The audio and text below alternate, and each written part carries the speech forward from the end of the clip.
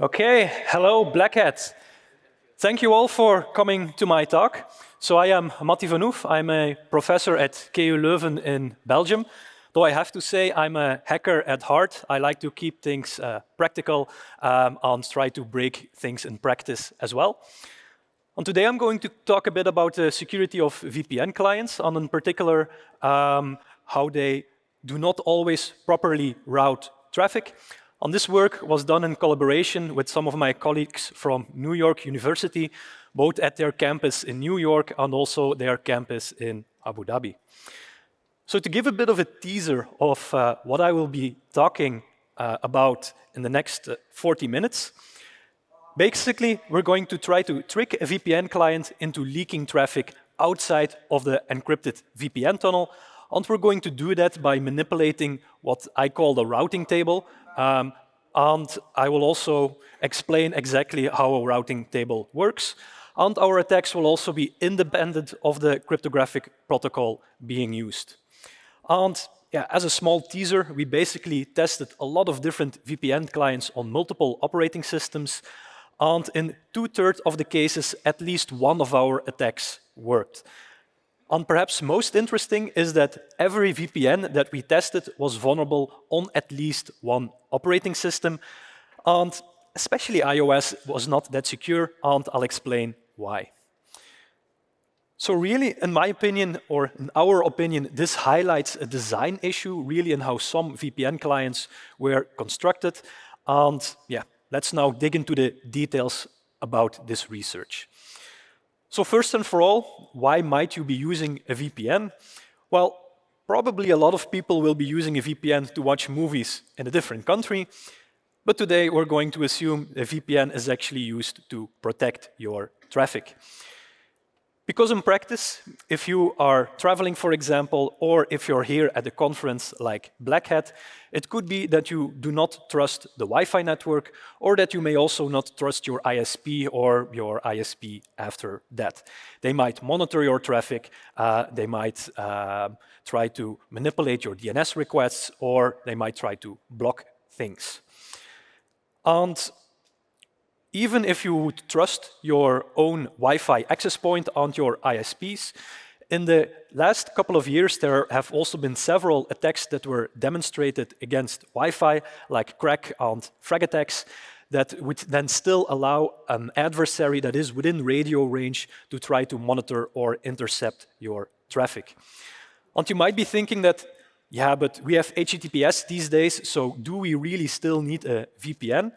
And a VPN can still provide quite some benefit in practice, because if you don't use a VPN, someone that is in one of these positions along your network path can try to monitor the IP addresses you are visiting. And quite a lot of time, if you know the IP address being contacted, you also know which website you are visiting. A lot of times, plaintext DNS is still used. That can be also used to fingerprint your traffic and find out what you're doing. And even if you are using HTTPS, in the TLS handshake, there is this thing called server name indication. Basically, when you initiate a TLS handshake, at the very beginning, it will send in plain text the domain you are connecting to. So there are still some privacy risks when using TLS and HTTPS. And on top of that, HTTPS is also not a perfect solution. We have seen attacks against it in the past, including talks at Black Hat, where, for example, some clients did not properly verify the certificate, meaning you could intercept it.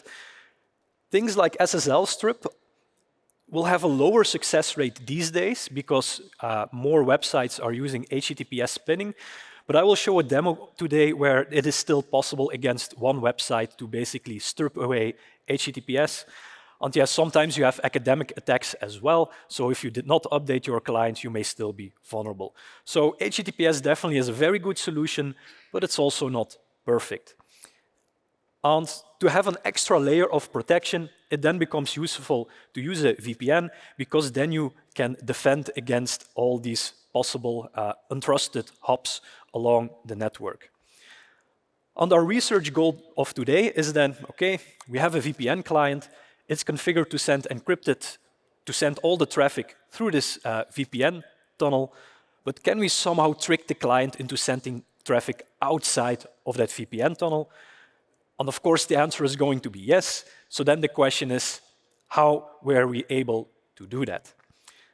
And to explain our attacks, I'm first going to explain how an ordinary, or at least the most common, VPN client will configure the routing table of the operating system. And here you see the full output of a Linux machine when it is connected to a VPN tunnel. Now, we don't need to know all the details of the output here. We can actually simplify these 3 lines a little bit. So let me explain the simplification here. Basically, let's assume that you are connected to your VPN server. Then you will have, and this is for the most common VPN clients. You can have VPN clients that act or are configured a bit differently, but this is a very common case that we observed in practice. So you first have your main routing rule, where you basically say, by default, all the traffic has to be sent through the virtual TUN0 network interface, and this TUN0 network interface basically represents the encrypted VPN tunnel. So by default, everything will be sent through the VPN tunnel, and that, of course, makes sense. However, there are 2 common exceptions that are added to this routing table. The first one is that if you are trying to access an IP address within range of the local network, then quite some VPN clients will allow you to directly access the local network without sending that traffic through the VPN tunnel. And there can be good reasons to do that, because this allows you to still use your local network printer while you are connected to the VPN. It may still allow you to share your screen over the local network as well. But yeah, that's a common rule. If you try to access a local device in your local network, that is not sent through the VPN tunnel. And we will call this the local net routing exception. A second common exception is basically to prevent routing loops. And this rule basically says if you are sending traffic to the IP address of the VPN server itself, then there is no need to again send that through the VPN tunnel, because otherwise you might get a routing loop where you encrypt your packet, you have the resulting encrypted VPN packet, and you don't want to again have that sent through the tunnel, because yeah, then the packet would never reach the destination. So you have this rule here at the bottom where 22.22 is the IP address of the VPN server, and the idea is that if you're sending packets to the VPN server, yeah, then you don't have to again send them through the encrypted tunnel, because those packets are already going to the VPN server. So that's the first part of the background that's important. The second thing that is important, and that we will assume today, is that once the VPN client has established a connection, it will also configure a secure DNS server. And why is that important? Well, because by default, if you didn't explicitly change the configuration of your network, of your operating system, then by default, if you connect, for example, to a wireless network, it will be the local network that will tell you which DNS server you have to use. And that also means that if you're connected to a malicious Wi-Fi network, it is actually the Wi-Fi network that will tell you, oh, hey, you can use my DNS server. So by default, you should not trust the DNS server that is automatically assigned. And we will assume that the VPN client, once the VPN client has connected, will configure a secure DNS server. And we will also assume that all the DNS requests are sent over this encrypted and authenticated DNS tunnel. Now, that does mean that before the client has established the VPN tunnel, before that, it will have to use this insecure DNS server set by the client. At least that will be one of our assumptions in the second attack that I will explain. And for the rest, we also assume that the VPN client is secure against all other attacks that are currently known. So how does our first attack now work? Well, let me illustrate this using the following diagram. So we have the victim here on the left, which can, for example, be a smartphone. We have the VPN server that the victim will eventually connect to. Here I have represented that by the server at IP address 22.22. And the goal of the attacker will be to intercept traffic to the website target.com. And yeah, maybe a funny remark, while I was making this research, I actually picked Target as a neutral name of a website. It is only afterwards, once I released the work, that the target.com store from the US emailed me saying, hey, please don't use our domain name in your examples. Unfortunately, I already used them, but yeah, just a small note. But yeah, the goal will be to intercept traffic to the example website, target.com, which we will just assume is now operating at IP address 1234. And what will be our threat model? Well, we assume in this case that the attacker is within range of the victim and that the attacker, for example, creates a malicious Wi-Fi network. So in practice, you can imagine that the adversary is sitting at the Starbucks cafe and he has his own copy of the open Starbucks network. Or you can actually do the same thing here at Black Hat. The SSID of Black Hat here is known. The password is also known. So I, as an attacker, can simply set up my own copy of the WPA2 or even WPA3 network, and then I would be able to intercept your traffic. So that basically means if you're connected to the Wi-Fi network here and you're using a VPN, you might want to double-check that these attacks do not apply to you. So okay, that's our threat model. We assume the victim is connected to the malicious Wi-Fi network. And what will this adversary then do? What will we do as a malicious Wi-Fi network? Well, we will say that the local network is using IP addresses in the range 123, and then from 0 to 255. And as you may notice, that will mean that the target.com server, which has IP address 1234, will basically fall within that local network. So the trick here will be to assign public IP addresses to a local network. And if the client is connecting, the client doesn't care. The client just thinks, okay, I have a local network. It is using this IP address, whatever. The client will simply say, okay, I want to create a VPN tunnel with my VPN server. Everything will work just fine. The client will then configure a trusted DNS server, and finally, it will configure its routing table to send all traffic through the encrypted VPN tunnel. And I guess you can already see where this is going. So let's make some space here. We can see now that by default, all traffic is sent over the encrypted VPN tunnel, so over this virtual TUN0 interface, except traffic towards IP addresses within the local network. That is sent directly over ETH0, so over your actual network connection, without going through the VPN tunnel. So what does that mean? Well, if I now visit any random website, that traffic will go through the VPN tunnel. But if I now visit target.com, the victim will use its secure DNS server to look up the IP address associated to target.com.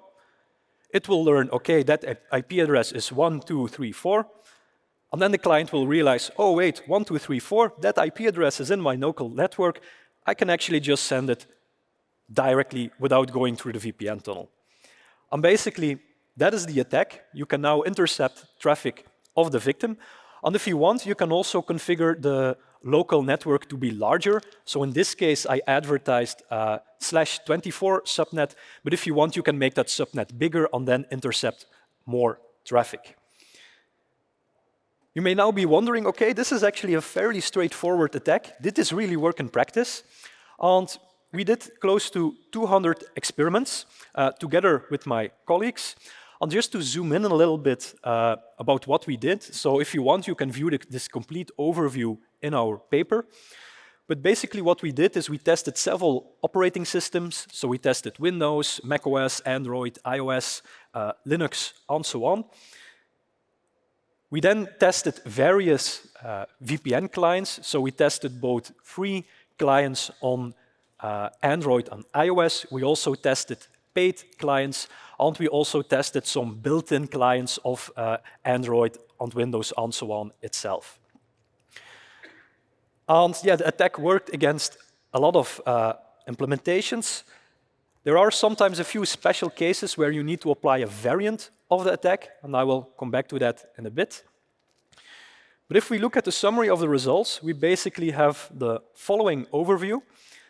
And what we can see here at the bottom is that basically every single VPN app on iOS was vulnerable to the attack. And this is very surprising, and I will explain a bit later why this is the case. macOS was not much better. There were a few VPNs that prevented this attack. And then finally, and this is quite notable, Android was here the best situation. Against Android, about 20% of the VPN apps were vulnerable, in their default configuration at least. So on one hand, Android is doing a lot better. On the other hand, 20% is still a large number. And the reason why Android is doing better, in our opinion, it likely is because Android has a more stable API to configure a VPN server, a VPN client, meaning on Android it's easier for programs to basically securely configure your VPN connection. In Android, you really explicitly need to call an API function to allow local network access, and if you don't do that, local network access will by default be blocked. And we think that is a case why Android is more secure.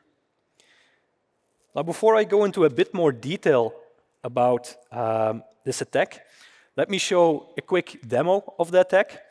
So the idea here will be that we are going to set up a malicious Wi-Fi network, and we're then going to intercept the traffic, in this case to the website of NYU. And on top of that, we're also going to remove the HTTPS protection of the NYU website as well, because NYU was not really a securely configured website. So the first thing that we do as an attacker is that we create a malicious Wi-Fi network. Here I called it test network. And in this case, I'm going to say, OK, I want to intercept traffic to nyu.edu. So the tool will then assure that a local network is created and that the IP address of nyu.edu will fall within that local network. As a victim, we can then connect to this Wi-Fi network. The victim can then also enable the VPN, and everything will work properly, so the client can successfully connect. And internet access will also work. So this is the website of our university. It loads properly. But if I then visit nyu.edu, then you will first and for all notice, if you watch very carefully, that it was not using HTTPS. And that means if I now log in, the adversary will have actually intercepted the traffic. So let me briefly pause this. Here you can now see the traffic that was leaked outside the VPN tunnel when the user was trying to log in. On top of that, the attacker was running SSL strip, and basically the very first HTTP request that is sent when you visit nyu.edu is sent over plaintext HTTP, and at that point the attacker can just pretend, OK, the NYU website just doesn't support HTTPS, just keep using plaintext HTTP. And that was also how the adversary was then able to intercept the HTTP traffic as well. So basically, the NYU website was insecurely configured. And if we now look at the details, we can indeed then see that the username and password of the victim was intercepted. Now, that being said, most browsers these days will give a warning if you're not using HTTPS. It will explicitly say you're using an insecure connection. But even when HTTPS is being used, you will still be able to see as an adversary which websites are being visited. So in this case, I can, for example, display this server name indication that is sent in plain text in the TLS handshake. And if I then visit a website that you don't want me to know that you're visiting, I can actually just look in Wireshark, and then I will actually be able to see the domain name you're visiting, even though you're using HTTPS. So here, for example, I am showing here all the server name indications that are sent in plain text while you are using the VPN. So basically, to recap, our attack here tricked the victim into sending traffic outside the encrypted VPN tunnel, and even if you use HTTPS, you can clearly see in Wireshark it's quite easy to get the domain names being contacted.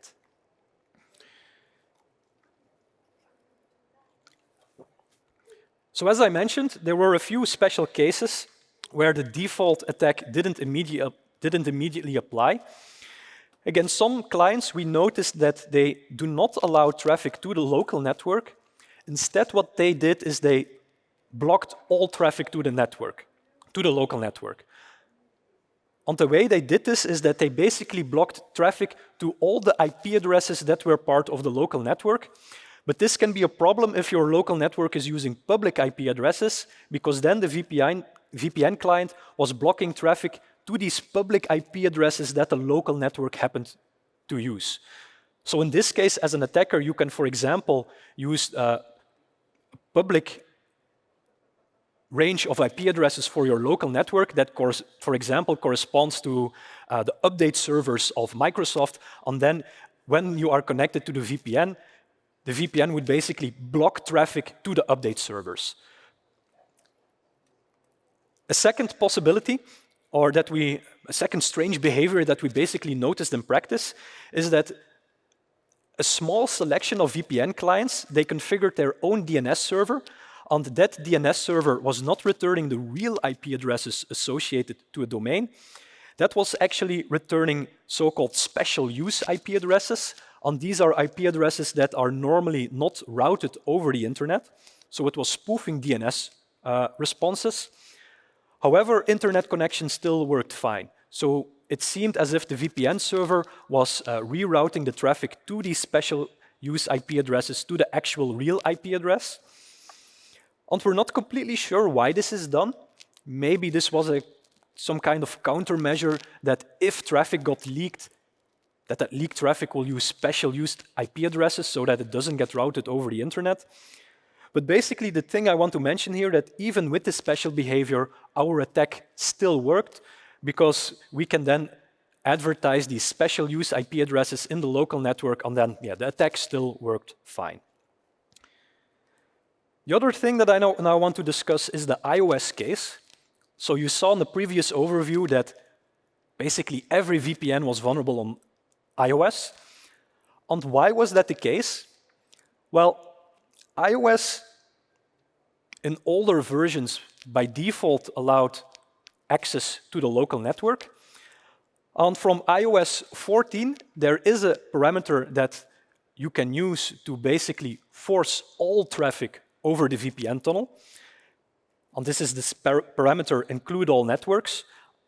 And if you set that parameter and then also set the parameter exclude local networks to false, in that case, the VPN client will not be vulnerable because then all traffic, even traffic to IP addresses within the local network, will be sent over the encrypted VPN tunnel.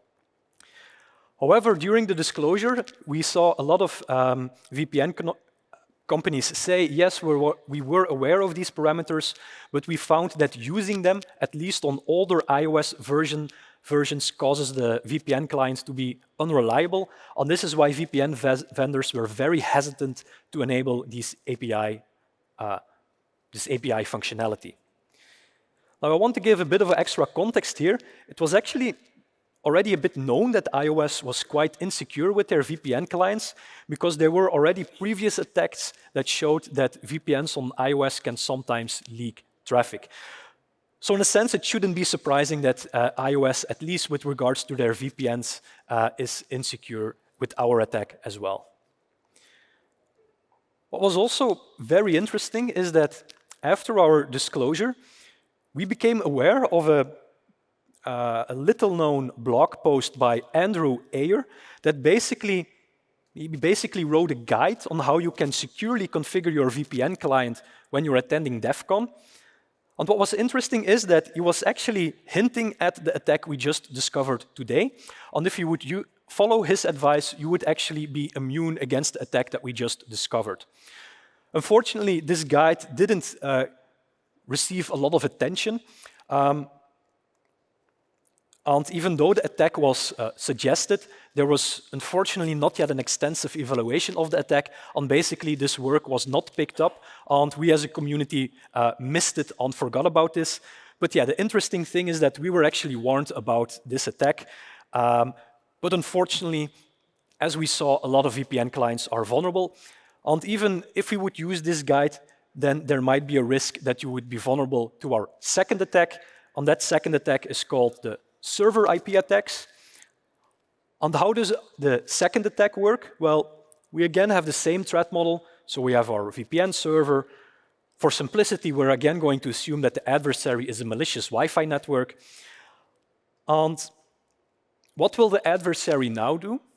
Well, we will first and for all assume that the victim will use plaintext DNS to look up the IP address of their VPN server. So in this case, you can have, the client will send a DNS request for vpn.com, for example, and then we, as a malicious access point, can spoof the resulting DNS response. We can basically pretend, oh, your VPN server, yeah, it's actually at IP address 1234 instead of the real IP address 22.22. And the VPN client won't notice that because at this point, it has not yet established a secure VPN tunnel. So at this point, it's still using the DNS server that is provided by the malicious Wi-Fi network. And it will now try to create a VPN tunnel. The client will try to connect with the spoofed IP address 1234. But we as an adversary can then redirect that traffic to the real VPN server. And this is basically the same as converting private IP addresses in a local network to the public IP address of that you were assigned by the ISP.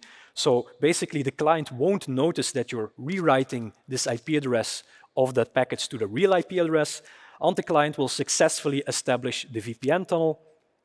It will then configure a securely and trusted DNS server, but in a sense, by then the damage is done, because it will still use the IP 1234 for the VPN server, and it will now use the following routing table. And here you can see the problem. By default, the VPN client will now send everything over TUN0, which represents the encrypted VPN tunnel, except traffic to the VPN server itself that is sent directly to the VPN server. The assumption was that we don't need to encrypt that traffic again. But yeah, we were now able to spoof that IP address 1234.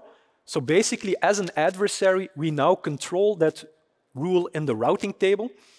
And what does that mean in practice? Well, if the victim now visits a random website, then that will be sent over the encrypted VPN tunnel. But if we now visit the website target.com, the client will use its secure and trusted DNS server to look up the IP address of target.com. It will get 1234 as a result. And when the victim then tries to contact the IP address 1234, it will look at its routing table and it will see, oh, if I want to contact the IP address 1234, I don't need to send that over the encrypted VPN tunnel. I can just directly send that traffic, meaning we as an adversary can then intercept the traffic. So we again tested quite a lot of VPN clients. And our finding was that in this case, most iOS and Android VPN clients were in fact secure. And this is because they typically either hard-coded the IP address of the VPN server into their app, or they used HTTPS or DNS over TLS to securely get the IP address of the VPN server. However, for many built-in VPN clients of, for example, Windows, macOS, and Linux, this attack was successful because by default, these built-in VPN clients indeed used plaintext DNS to get the IP address of the VPN server. And also the legacy built-in VPN client of Android 11 and lower was also vulnerable, but the newer built-in VPN of Android 12 and above is not vulnerable against this attack. Now, one limitation of this attack is that you're only able to intercept traffic towards a single IP address. And then you may be wondering, yeah, is that useful at all? Because you then need to know in advance which website or server a user is communicating with. And we basically have a little trick to make our attack more impactful. What you can do with intercepting traffic towards a single IP address is to use that to then intercept basically all the DNS traffic of the victim. So even though you can only intercept the traffic towards one single IP address, you can use that to then intercept DNS traffic. And if the victim is then using plaintext DNS, you can then basically intercept the plaintext DNS and spoof your DNS responses, and then you can basically intercept most traffic if you want. Or alternatively, you can just repeat the attack with different IP addresses by making the victim reconnect. So I will again show a demo of this, and in this demo, what I'm going to do here is I'm going to intercept traffic towards a single IP address, and the goal of the attack in this case is to, on one hand, leak traffic towards that IP address, but to then also block that IP address. Basically, we assume that the victim is using some kind of security camera in their home, and even though the victim is using the VPN on their smartphone, we want to block the traffic to the web server, to the cloud server of that security camera, so that the user will not receive any warnings if motion was detected. So let's start this demo. So we again first create our Wi-Fi network here. So in this case, we assume that we know that the victim is using, for example, a VPN server at kuleuven.be. So we're going to spoof the DNS of this domain, and instead of returning the real IP address, we're going to return the following IP address here, so 52 and so on. And this IP address represents the IP address of the cloud service of the security camera. So let's continue the video. So the script will now create this Wi-Fi network. We can then assume that in this case, as an example, I simply assumed that the victim is using Android. It will connect to the Wi-Fi network. The victim, even though it's now connecting to the wrong IP address, the VPN connection will be successfully established, and it will seem as if internet is working properly. So I can, for example, visit Google. I can visit the website of our research group. It seems that all of the internet is working reliably, so the user will probably think, okay, my security camera is also working. But if I now walk past the security camera, you will see that Android does not display a warning, because even though all other traffic seems to work reliably, because I can visit websites, the connection to our cloud provider of the security camera is blocked. And it is only after the victim now switches to a different Wi-Fi network, where the attack is no longer ongoing, that the user will then be able to establish a connection with the cloud server again, and only then will we get the warning here that motion was detected. So this shows that traffic was indeed leaked outside the VPN tunnel, and in this case, instead of monitoring that traffic, we just blocked it. And this is important to realize in practice, because I think previously a lot of people assumed that, yeah, if you're connected to the VPN client, to the VPN server, then all traffic will go through the VPN server, so surely all my apps work. But with this app, you can now selectively, with this attack, you can now selectively leak, but then also block traffic. Okay, so how can we now defend against this attack? Well, the first thing you can do to block the first attack is to just disable local network access. That's one option. Or you can do it more fine-grained.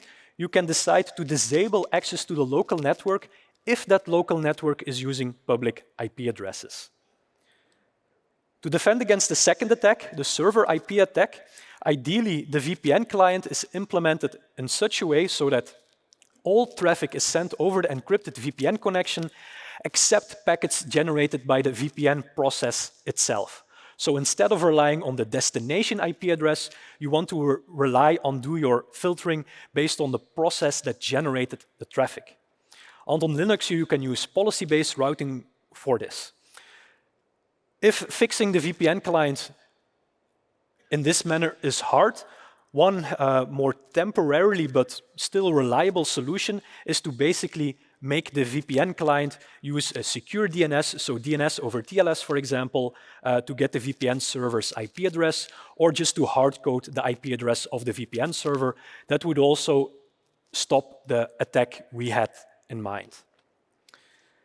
So with that, I come to the conclusion. We basically found two widespread, what we consider design flaws in VPN clients. In hindsight, the attack is not that difficult, but surprisingly, a large percentage of the tested clients was vulnerable, and we believe this is caused by a bad integration of the VPN client into the operating system. Because we never broke the VPN protocol itself, we never broke any crypto or anything. So the defense is then to more carefully configure the routing tables, and I think what would also help is if the OS would provide an API to make it very easy to configure your VPN client, because that is what Android provided, and we noticed that Android was much more secure. So with that, I thank you for your attention, and if you have any questions, please ask.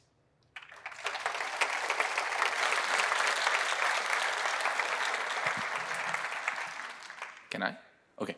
I have one question because we're playing a little bit with fake BTSs and snatching the GSM connection. Did you try it also on the mobile networks? Because I saw it as a prerequisite. It was a man-in-the-middle attack on the Wi-Fi, which is relatively easy.